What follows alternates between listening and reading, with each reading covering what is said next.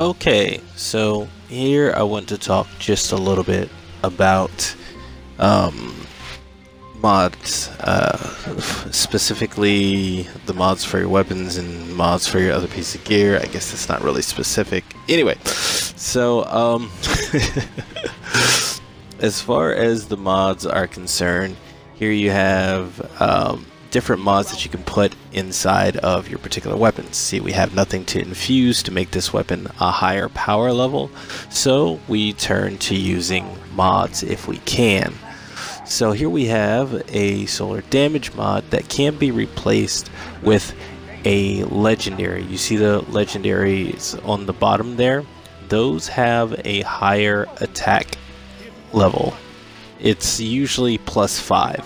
I don't think I've seen anything over +5 to increase a particular piece of gear's power level. So you can add these onto that particular piece of gear to increase the overall power level. As you see, it'll go from 292 +5 to 297, and you can make this piece of gear stronger, as it were, and it will increase your overall power level. Now, I'm not going to do it right now because all characters share the modifications in your inventory. So if I infuse it or if I use it right here, my hunter won't be able to use it later. So I'm not going to apply it now, but I just wanted to do it to show you that, you know, if you use the +5, it'll turn that 292 or whatever your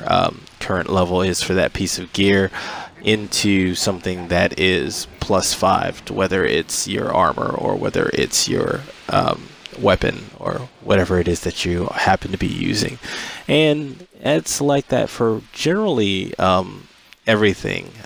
If it is a legendary, then it will accept the mod slots. Now, the issue here is you won't be able to get any of these from the gunsmith until you get to power level 280.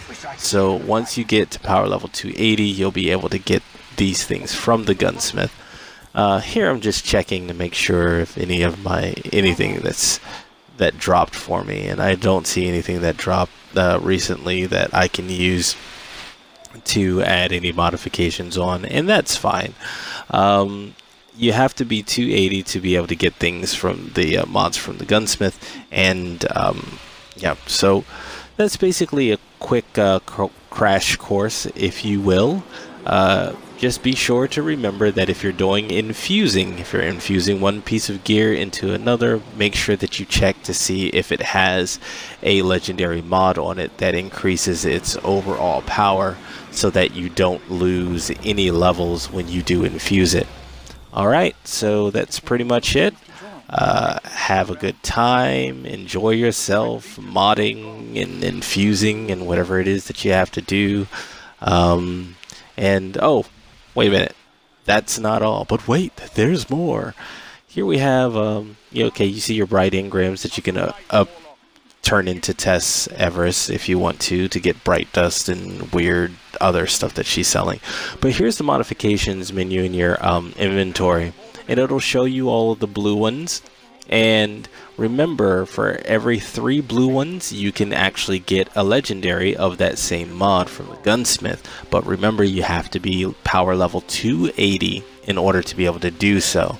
So these are all of the legendaries and the blue ones that I currently have in my inventory.